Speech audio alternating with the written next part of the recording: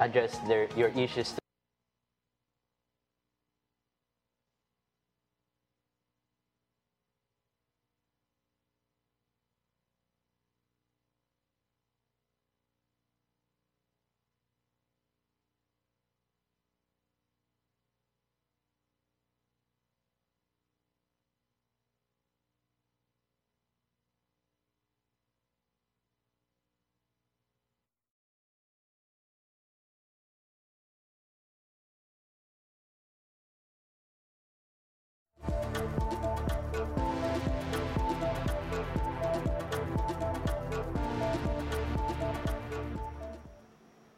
Another week has passed and another set of stories has been made.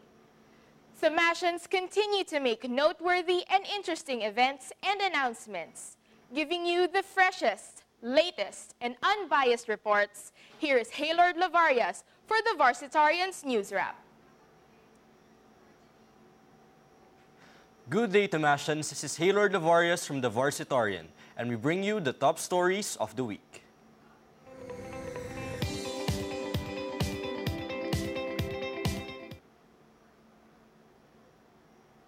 Cirilio Bautista, Philippine Literature Giant 76.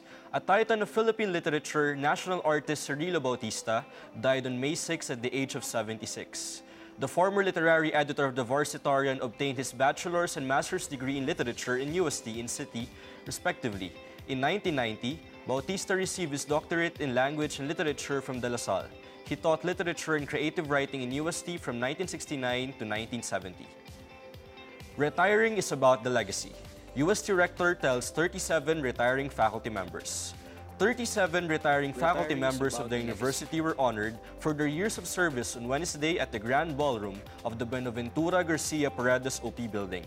In his message, Rector Father Herminio Dagohoy OP reminded this year's retirees of the legacy that they will be leaving behind to their students. Professor Jerome Amon, former head of UST's Electrical Engineering Department, and Associate Professor Clarita Marilyn Guevara, a chemical engineering professor, led the roster of retirees with 44 years of service.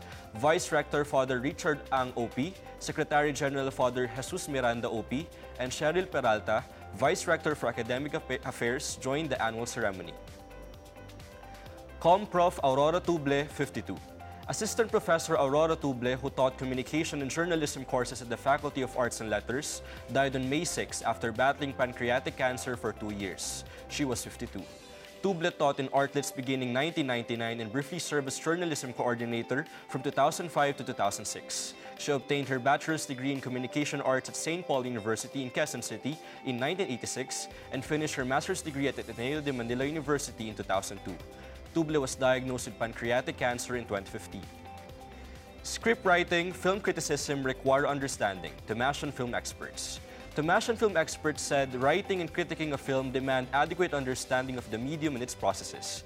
In a script writing and film criticism seminar last April 25 at the Central Laboratory Auditorium, Jose Mojica, a member of the Screenwriters Guild of the Philippines, stressed the need to determine a problem for the characters in writing a script.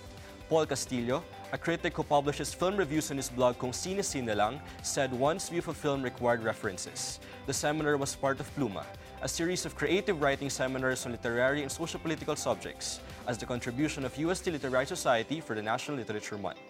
Stay tuned for more news and updates. Visit the Varsitarian website at varsitarian.net and follow our social media accounts at Varsitarian UST.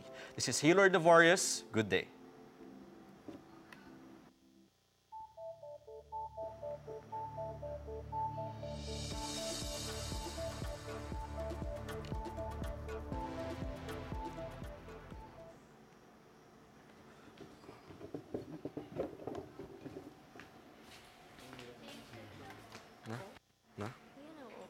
Off. Ito. Off.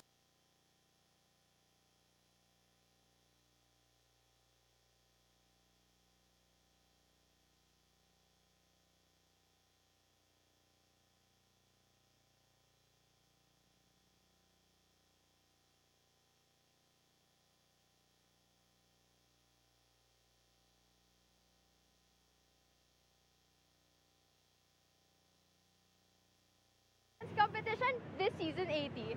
Samahan niyo ako, I'm Erin Alvarez, and let's scream our might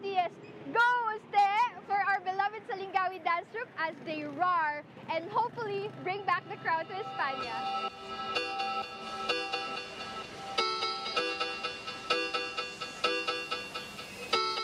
Last season, over 17,000 people were in attendance, and this year will surely be no different because UAAP CDC has always been a time when all students from different UAAP schools get together and cheer for their beloved universities.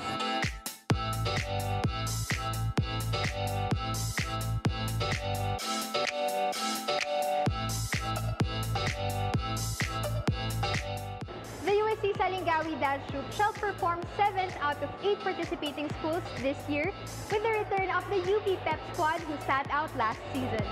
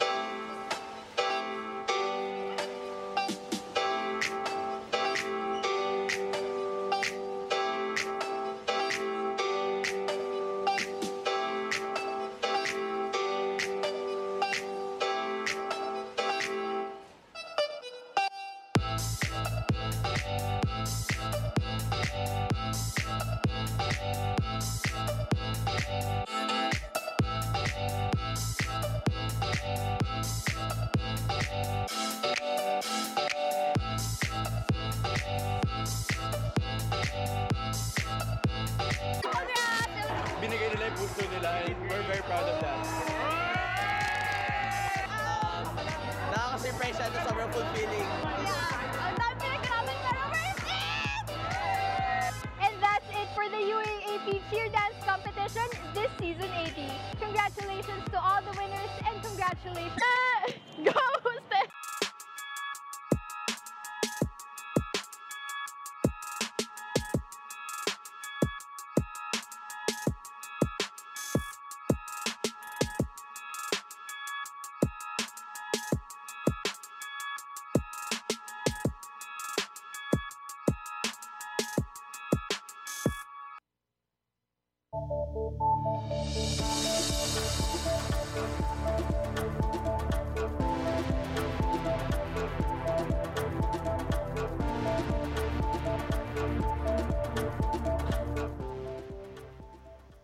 Welcome back to Tiger News Weekly. It has been almost 5 years since the K-12 program was signed into law by our former president, Benigno Aquino III, and almost 3 years since it was implemented here in our country. To feed us more details about this subject matter, let's all hear from Catherine Dave for Above the Fold.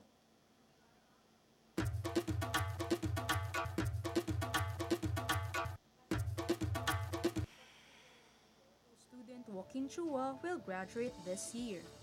Joaquin from the music and design strand is an aspiring young professional who seeks to start a career in music. He belongs to the first batch of K-12 graduates. K-12 is the flagship education program of the Aquino administration. It adds 2 more years in high school with the goal of producing more job-ready students even without a college degree. But Joaquin thinks he is not yet ready to enter the workforce. Tingin ko hindi pa kaya kasi marami pa kaming kulang na dapat matutunan before entering the real world.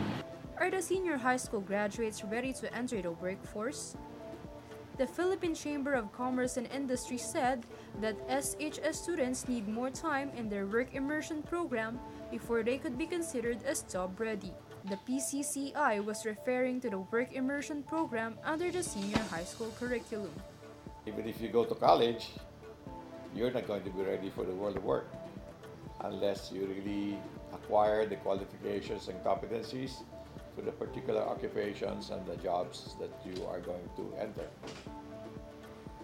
Well, on the other side, there are a lot more people looking for jobs than there are jobs available.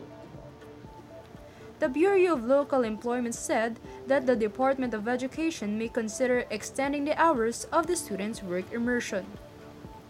We already informed the DepEd that the 80 hours is not sufficient, so they may consider having a longer hours of work immersion for the senior high school students. To address this problem, the PCCI partnered with the German government in training students to be more job-ready, which entails 800 hours of work immersion. And we had a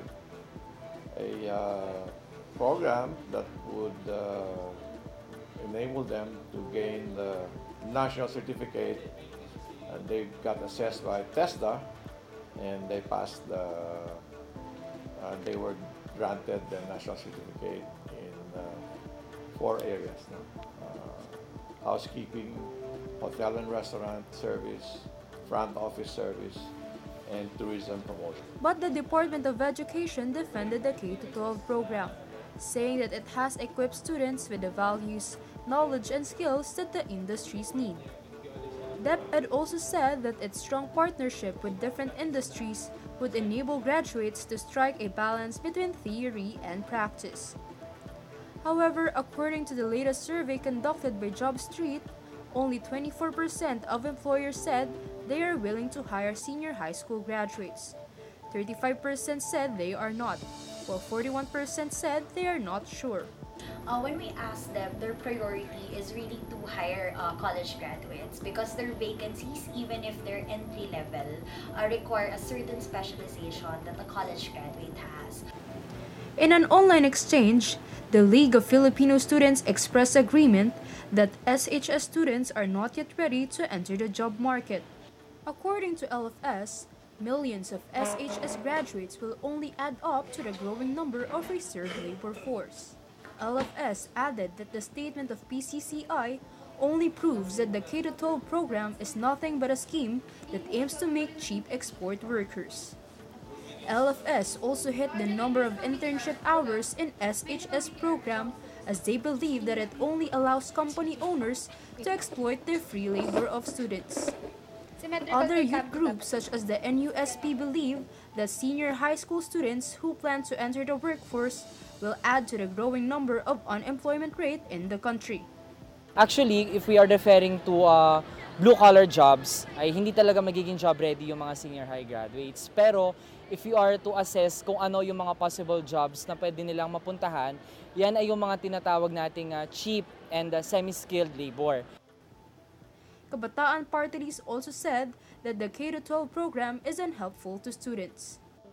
Yung Kabataan Party List, we reiterate our stand na simula pa lang talaga, itong K-12 program, hindi talaga siya nakakabuti dun sa mga estudyante natin, lalong-lalo na sa mga pamilya nila. At yung promise, promise nito na magbibigay ito ng employment para sa mga estudyante natin na fresh graduate from high school, ay sa simula pa lang talaga, nakikita na natin na medyo alanganin na matupad yung pangako na yun. Kasi in the first place, di ba, kahit na kahit nga sa mga college graduates natin, di ba, marami na yung mga nagiging unemployed, underemployed, di ba, kahit nung wala pa yung K-12 program. Kilusang Mayo Uno also asserted the insufficient number of jobs in the country. Sa ekonomiya kasi ng bansa, ng Pilipinas, wala kasing trabaho talaga na hihigop sa bilang ng mga manggagawa at hukbo ng mga manggagawa na walang trabaho. Many senior high school students like Joaquin Chua are less likely to be employed unless they are degree holders. This will require 4 or more years of college education before they are qualified enough to enter the workforce. This is Catherine Dave, setting the agenda above the fold.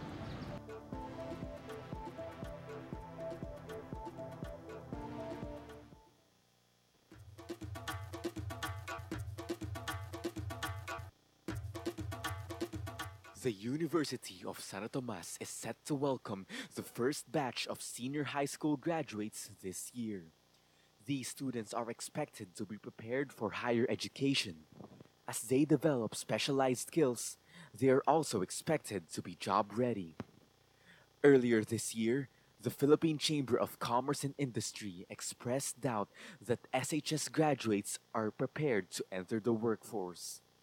Do the students themselves think that they are job ready? For me po, hindi po kasi marami pa po kaming kailangan malaman bilang student po. Marami pa po kaming factors na kailangan ma-train.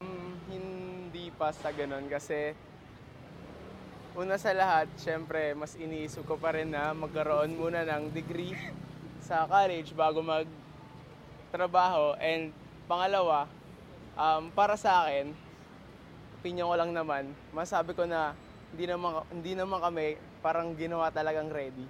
Siguro parang ginawa kaming ready for college. I don't think it matters if you're ready or not. If you really want to work, then you'll push yourself to work. Hindi pa kasi para masyado pang nabigla kasi for now ginagawa namin yung mga academics and masyado siyang stressful.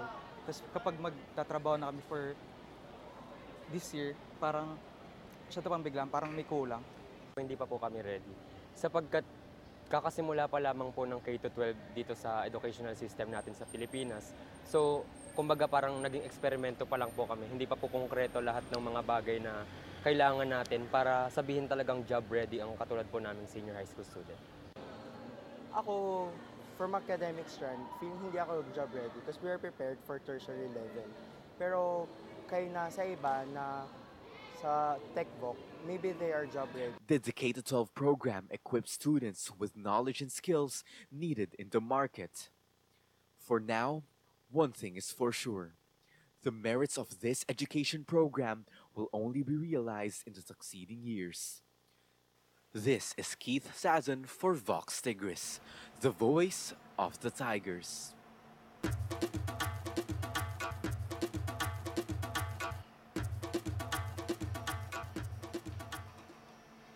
Thank you, Catherine Dave, for that very insightful report. We have heard the voice and opinions of the Thomasians regarding the K-12 program and of how it made them duly equipped and more prepared for the next phase of their education and career. And speaking of being ready, a Thomasian figure of beauty and brains who is now all set to win the crown and the crowd will be joining us this morning. Let's all welcome one of the candidates for Miss Philippines Earth 2018, Miss Liz Mabao. Hi Liz, thank you for being here on the show. Thank you for having me today. So, we have prepared some questions for you. Just think of this as your pre-question and answer training for the pageant. So, how long have you been joining beauty pageants, and can you tell us some stories about it? I started joining pageants when I was on third year high school. Before, I don't have any interest in joining pageants. Actually, pinilit lang ako nun to represent my section. But I've learned a lot in joining pageants, and dun ako nagka-interest to join more pageants. So, what motivated you to join Miss Philippines Earth? Miss Philippines Earth is one of the pageants that has the best cause. It focuses not just on the beauty of the candidates, but more importantly, the significance of the beauty of the earth. And it's such a privilege to be part of Miss Philippines Earth. If I recall, you also joined the AYAA, if I remember, yes.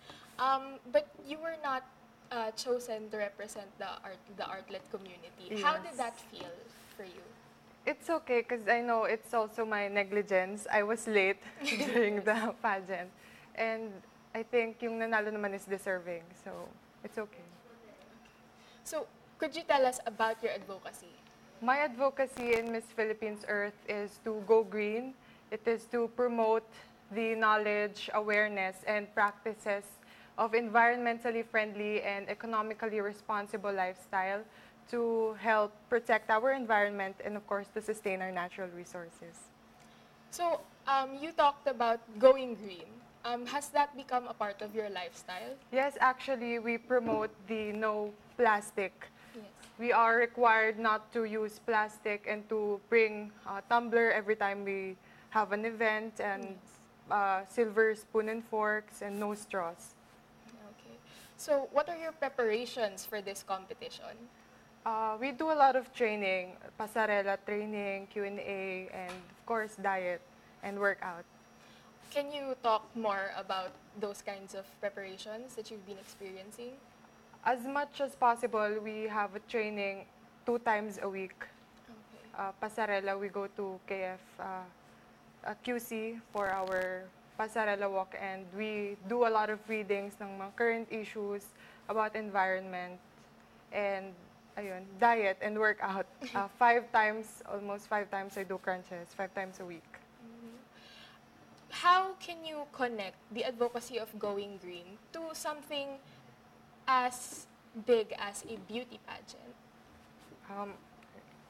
Going green, in relating to beauty pageants, I think we beauty queens should have a lot of responsibility to what we are doing, because every activities we do, it might be a micro activity, but it has a micro effect in our community. That's why we beauty queens should be a role model to everyone. We should start within ourselves before we influence other people to go green. Do you consider yourself a role model for the Thomasians who are watching right now? Yes, I do. I do believe that I am a role model to my fellow Thomasians.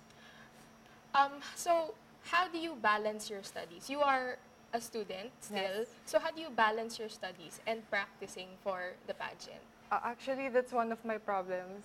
Kasi once you've signed in Miss Philippines Earth, you should have to leave school or your work. But I have to continue. So, ayun, I have problems with attending to school, but of course, I should make time with my requirements at school. And actually, it took me, sometimes I wasn't able to go home kasi sobrang hectic ng schedule namin. Every day may activities and every day may school ako. So it was one of my problems po, balancing school and my Miss Philippines Earth. But if you have to choose between your education and As going of the to a moment. pageant, as of the moment. I think I'll have to choose my priorities, school po. Oh, your priority is school. What do you have to say to other Thomasians who are like you, they're students, but they would want to pursue joining a beauty pageant? Believe in yourself and never let others define you, because, of course, only you could know your full potential. So can you tell us more about your experience going through pageants? Recently, I just joined a national pageant. It was Miss Philippines Island. Supposedly, I should be joining an international pageant. Pero nakasign na ako ng contract sa Miss Philippines Earth, and because of that, I didn't push through.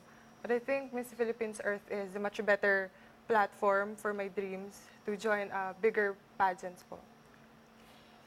Do you have any organizations in the school? Yes, I do have. Yeah. Can you talk about the I'm a member organizations? of Artistang Artlets. Okay. I just joined last year. And how did that equip you for joining beauty pageants? Through joining theater organizations, I was able to enhance my skills and confidence facing a lot of crowd. Do you like theater? I do. I'm You passionate do? about theater. Ever Ever since high school, I am acting in my theater organization, my movie school. Are you just as passionate when it comes to theater And and pageants, pageants? yes. Equally passionate about both. So how does it feel knowing that you are a candidate? You could be Miss Philippines Earth.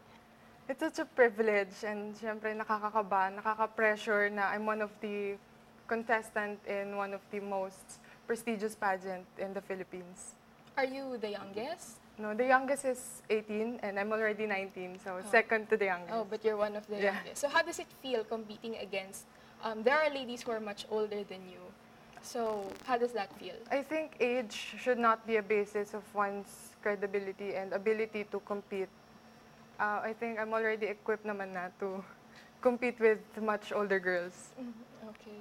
So thank you so much, Liz, Thank for you. being here. Thank you so much for Why having don't you me. invite the Thamasian community to watch your upcoming competition? Yes, guys, please support us. And we will having a intelligence pre-pageant on May 13 this Sunday, and it'll be telecasted live on our Miss Philippines Earth official Facebook page.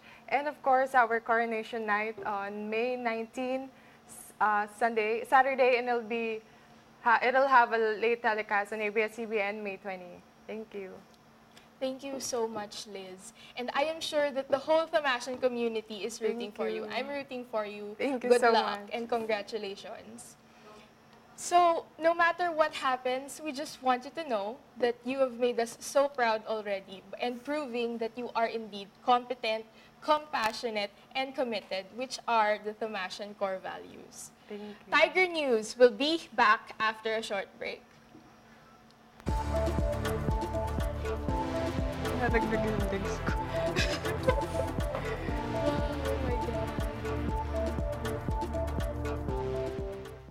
It's red rice, and then for the veggie, for the meat, sorry, is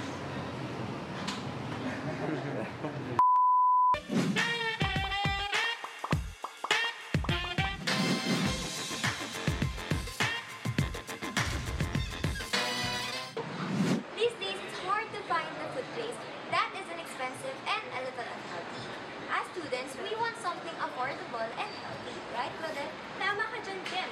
Kaya whether you're looking for a meal na swak sa budget, or if you're trying to eat healthy, look no further, the Green Canteen has you covered. Let's get to know more about this healthy and budget-friendly must-try place here on another episode of Saan Tayo Makain? As students dealing with lots of homework, quizzes, and other school-related activities, staying fit and healthy seems impossible to do. Lucky for us, the Green Canteen has our back. What was your inspiration in making a healthy menu establishment? Well, actually, kasi back in college, we were roommates. And you know, when you stay in a condo, it's always, there's always the urge for you to eat anything fast food or anything na usually kami, 7-Eleven kami kumakain, yung mga microwavable lang. Kasi if you're a student, kasi you already have everything on your plate sa school, lagi kayo nakakasal kayo sa mga schoolworks, and you have to find time to cook your own food, which is really hard, especially looking for a healthy food inside the university setting. That's why we came up with this idea, so to sort of give back to the students who struggled like us before. With their pastas available at 69 pesos and their do-it-yourself healthy rice meals for only 99 pesos, we can customize our meals just the way we want it. With choices of brown or red rice, you can never go wrong with partnering it with chicken, beef, or go fish with cream dory, and the DIY does not stop there with your choice of vegetables and a sauce to finish off your DIY meal. It also comes with a refreshing side of cucumber lemonade and a piece of their best-selling energy bomb. But wait, did that one piece leave you hanging?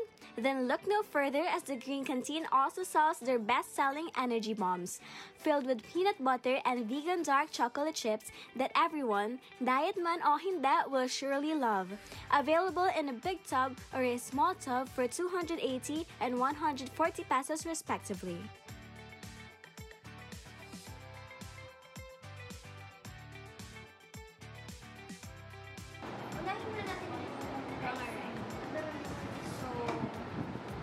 Meron akong brown rice with broccoli and grilled chicken with beef. Yung akin naman is red rice with beef, cauliflower topped with barbecue sauce. Ay, tikman na natin.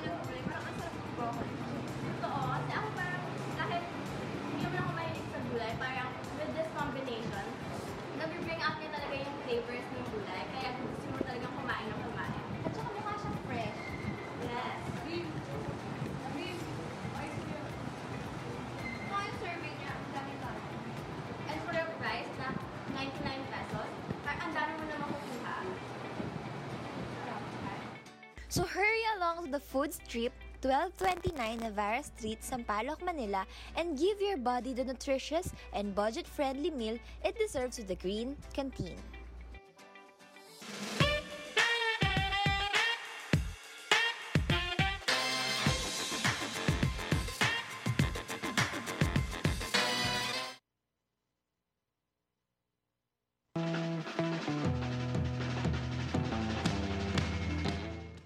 Hey there, Tigers! We are here at the Mall of Asia Arena in Pasay City for one of the most awaited events this UAAP season. It's finally time for the cheer dance competition this season 80. Samahan ninyo ako, I'm Erin Alvarez, and let's scream our mightiest Go Uste for our beloved Salingawi dance troupe as they roar and hopefully bring back the crowd to España.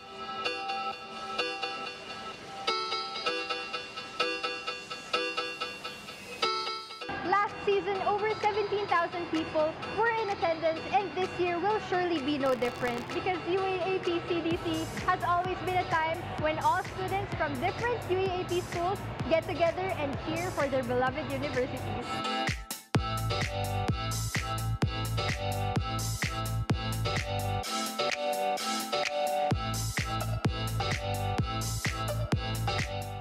The USC Salingawi Dance Troupe shall perform 7 out of 8 participating schools this year with the return of the UP Pep Squad who sat out last season.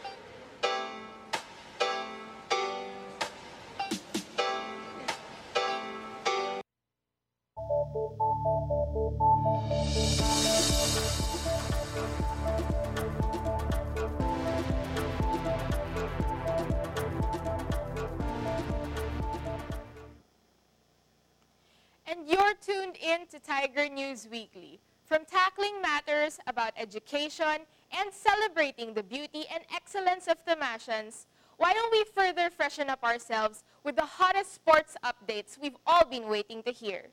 Digging out different stories of success and struggles and enlightening us about the narratives behind every sweat and trophy, here is Jom Hernandez for the Frontrunners.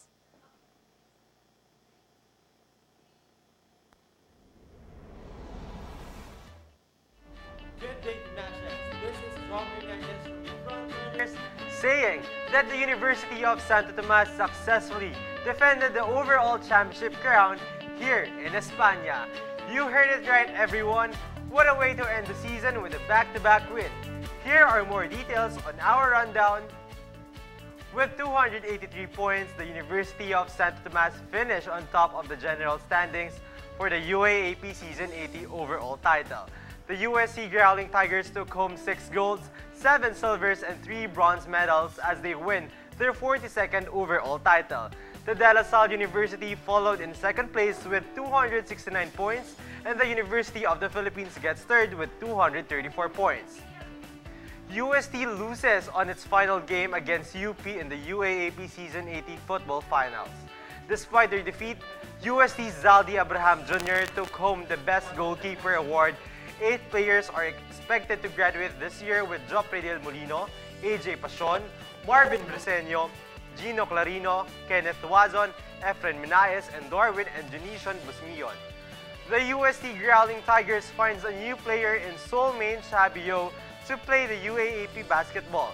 The former Colegio de San Juan de Letran Griffins player transfers to UST after the Colegio de San Lorenzo decided to disband its basketball team. The 6'6" Chabio will still need to undergo a year of residency before he can play for Season 82 of UAAP men's basketball. Speaking of new players in the hardcourt, the former archer Brent Paraiso played for the University of Santo Tomas in the Colleges Basketball League.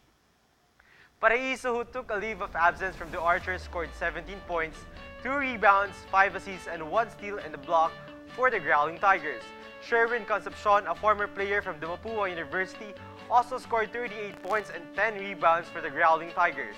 The UCBL Summer Tournament is a preseason competition that includes schools from the UAAP and NCAA.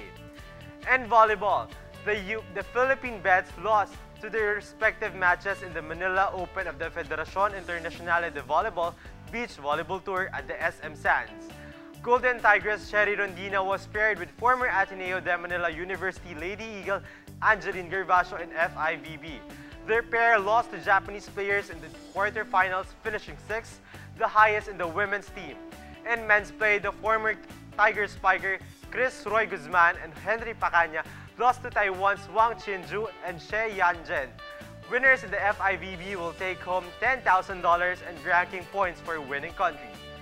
2 Golden Tigresses took home the special awards in the women's play of UAAP volleyball. Sherry Rondina is named as the best scorer, while the Phil-Italian Milena Alessandrini bags the Rookie of the Year award this season. And in men's play, JV Sumagaysay wins the Best Blocker award this season in UAAP men's volleyball. Congratulations, athletes! The Mashans are not only measured in their victories, but also by being able to withstand difficulties and moving forward from it. And after their stellar performances this season, the university finished on top at the sports department. It is a testament of how hardworking, persistent, and skillful our athletes have become over the course of the season. For that, we are grateful to those who did their part and played their best this season. And with confidence to say that we successfully defended the crown here in España. Once again, I am Jom Hernandez from the Frontrunners, and this has been the Frontrunners First in Line Legacy Through Time. And that was Jom Hernandez from the Frontrunners. Continue to be vanguards of the Mashans news by staying informed and updated on Twitter by following @VarsitarianUST or Varsitarian.net. You may also catch the replay of today's episode of Tiger News Weekly later at 2:30 p.m. To watch the previous episodes, you can visit and subscribe to UST Tiger TV Online on YouTube. This has been Jane Cruz for the last time, leaving you the note that beauty accompanied by intelligence is a lethal combination. Have a beautiful and a meaningful weekend ahead, and good luck to all of us this finals period. We'll see you again next season right here on Tiger News Weekly, taking the lead beyond the headlines. Have a great day, Thamashans.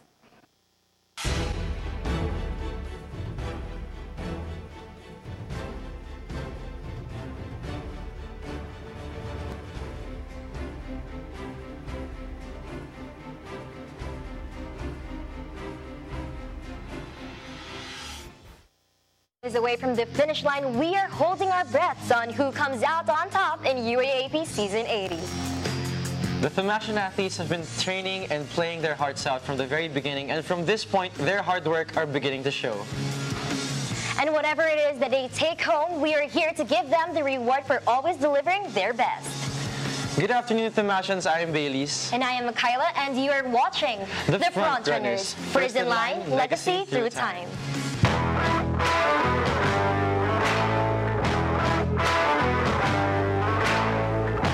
It has been a couple of weeks, Michaela, and I think some Thamashans missed the recent events in the UAP season. Well, that's what we're here for, Baileys. And so here are the events that you might have missed from the past weeks. The UST Tiger Spikers forced a playoff game after conquering the Adamson University in the UAP Men's Volleyball Tournament last April 14. JV Sumagaysay kept the team in the Final Four race with 20 points, propelling the Tigers to a 6-8 win-loss slate. Yung ginawa namin, yung pagkapanalo namin last game, siguro isa yun sa magiging yung magbibigay ng moral sa amin para manalo kami bukas. And